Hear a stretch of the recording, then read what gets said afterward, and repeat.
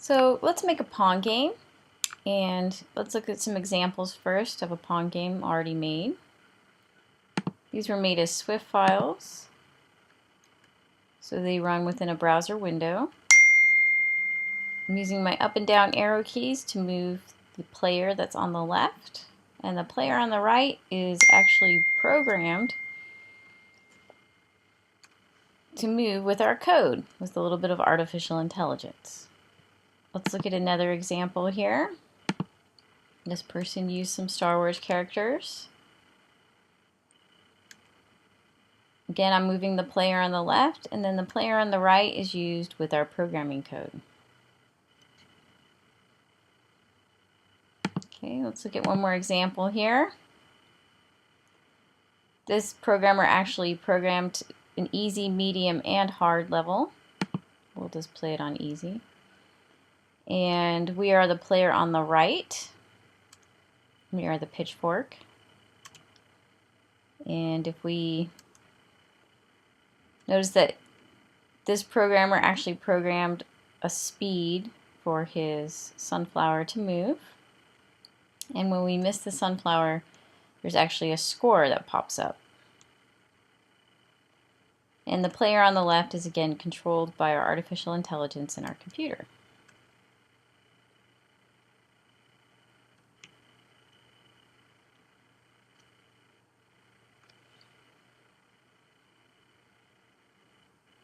Alright, that's enough of examples. Let's get to programming. So the first thing we're going to do is we're going to make a new ActionScript 3.0 file. So we'll go to File, go to New, we'll choose ActionScript 3.0, and we're going to start with a good size that is good for our Nexus pads, our Nexus 7 ePads. So we'll make the width 800 and the height 450. Alright, first things first, let's make our player object. Actually, before we do that, let's go ahead and save our file. Now it's important to save our file in a place where we're going to save all of our files for our Pong game. We're going to have a few different files, and we want to save them all in the same location in the same file folder. This is important. So we'll save our pong.flaw inside of a Pong folder with all of our other files. Alright, let's make our player object. To start with, we're just going to make our player object a rectangle. We'll work on improving this player object later on in another video. Now I drew him in non-object drawing mode, so I'm going to go ahead and group him together, Control G. And then you'll want to press your F8 key and make him into a movie clip. Or if you're on a Mac, you'll have to right click, say Convert to Symbol. We're going to name our symbol Player with a capital P. And then we are going to, very importantly, check mark the Export for ActionScript box. This will allow us to write separate AS files for our game, which is a better way to program, easier to debug. Alright, when we press OK, it says a definition for this class could not be found in the class path, so one will be automatically generated in the Swift file upon export. So it's going to make the .as file for our player object for us. So we'll press OK. Now we can delete this player from our stage because we are going to add him through our programming code. So let's make our game.as file. So we'll go to File, go to New, and we're going to go to ActionScript 3.0 class. We're going to name our class. We can name it Pong Game or Pong. And it says which application should create the ActionScript 3.0 class. Now in later videos we'll move on to Flash Builder, but for this first game we'll go ahead and use Flash Professional. We'll press OK. And it opens up our .as file in Flash Professional. Let's save this file. So Command S or Control S if you're on a PC. And we'll save it as pong.as. AS stands for ActionScript. We save it in the same folder where we're saving everything else. and we'll say save. All of our class files will look this way. We'll have a package at the top. Then we'll have the name of our class, public class Pong. Then we'll have our constructor. This is a very important function called a constructor. This constructor has nothing in the parentheses, so we know that this is our default constructor. When we make an object of type Pong, he's going to be made within this constructor.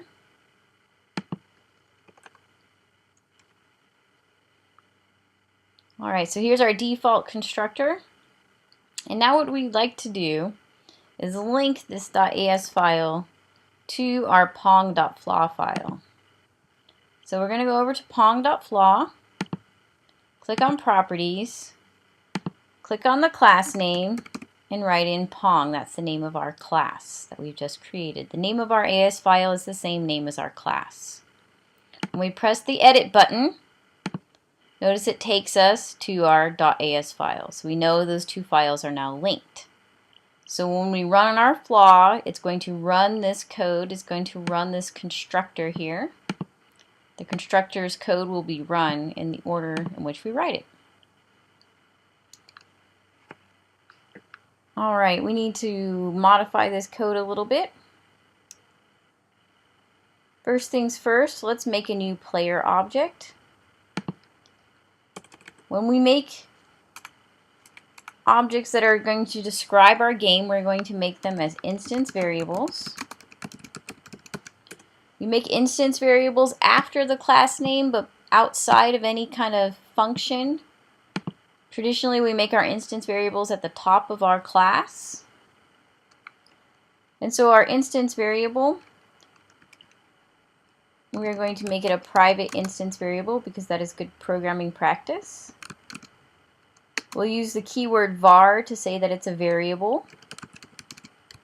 We'll name our variable whatever we want to name it, but we name it with a lowercase letter. So I named my variable player1,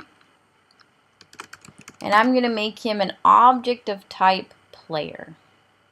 Now this object name is important. It's the same name that I use to create my movie clip object over here in my flaw file. So player, that's the class name. And that says I'm making an object of type player. Now this is called our declaration. We're declaring to the program that we are making a variable of type player. And inside of our constructor is where we put our instantiation. This is where we instantiate our instance variable, or we make an instance of our instance variable. So we're going to instantiate him here. We'll say player1 is assigned a new player, and we'll call the player constructor to construct him, which is made by default. And then we'll want to add our player1 object to the screen. So we're going to use this method here, add child, which tells it to add it to the stage. And what do we want to add? We'll add that object to our stage. So before we go any further, let's go ahead and test this code. Remember that you have to hit Control S and save this file. It'll have an asterisk here if you have not saved it. You need to save it manually. So go to File, Save, or Control S. Come back to our flaw file. You can also save him. And then hit Control Enter. And we do get some syntax errors. So when your code doesn't compile, or there's problems in your code, they'll pop up here under compiler errors. And you'll start to recognize some of these. And it says call to a possibly undefined method add child. The class Pong must subclass movie clip since it is. So in other words, we forgot to extend our class name. He doesn't know what this method is. It can't tell what that method is. So to fix this problem, we're going to go up here to our class name, and we're going to type in extends movie clip. Notice it pops up here. I could just click on him and he'll type it for me. So he's going to extend a movie clip object, so this class is a movie clip in itself. Okay. And in that way we can use this method add child. Another thing that I let it write for me, but I could type in myself if I needed to, is this import statement. This import statement is important because it includes the needed libraries that I'm using. Okay. So that allows my program to know what a movie clip object is. It says it's in the Flash library, in the display library, in a class called movie clip. So very importantly, save this, Control S. Now we can try running it again, so hit Control Enter. Or if you're on a Mac, Command Enter. We didn't get any more compiler errors. Our Swift file is created and it's shown here.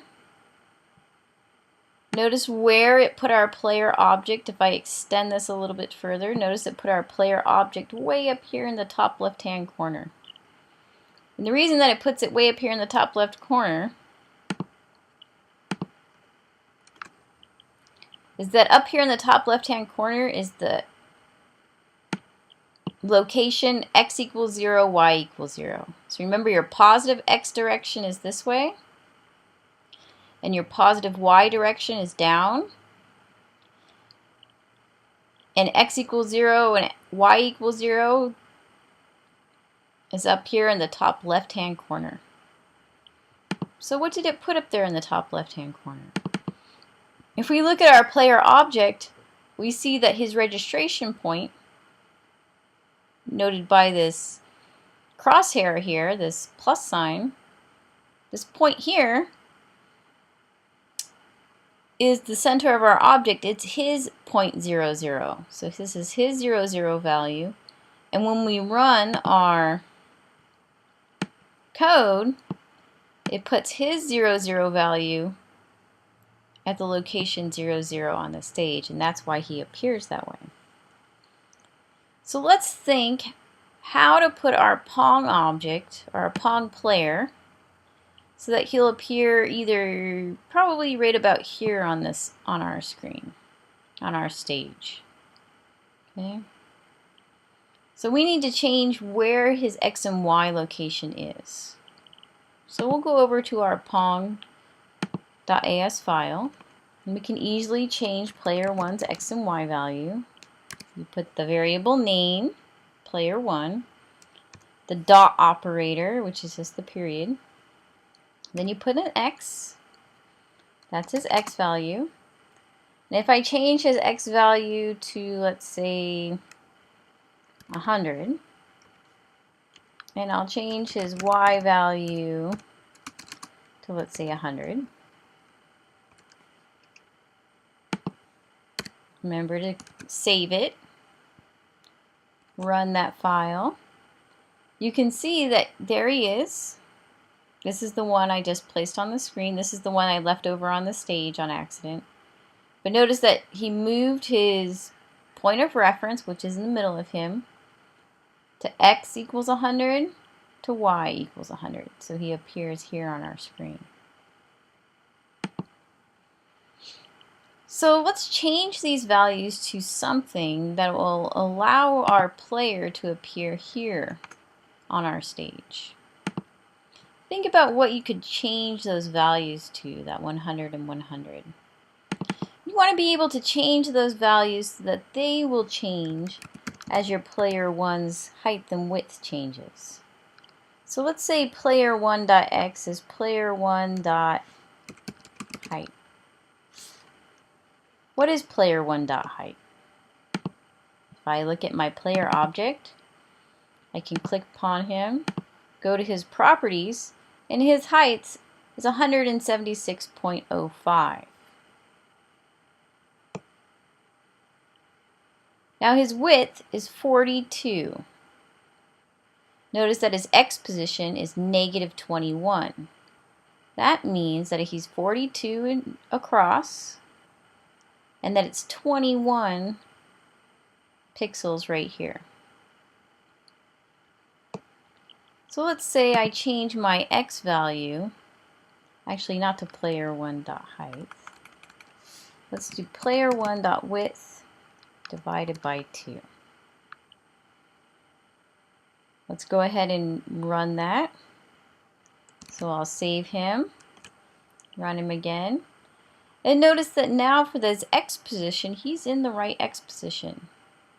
He's 21 pixels over, which makes his left side hit the left side of the screen.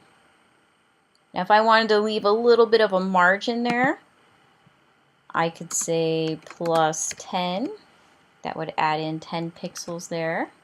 Save it and run it. I can see that he moves over 10 pixels. And if I wanted him flat against the left side of my screen, I could just leave it like that. See if you can figure out what to change our 100 to make our player 1 object appear in the middle of our stage. What could I change that to? Remember that I also have a variable called stage.height. Alright, I'll leave you with that. Don't go to the next video until everything works.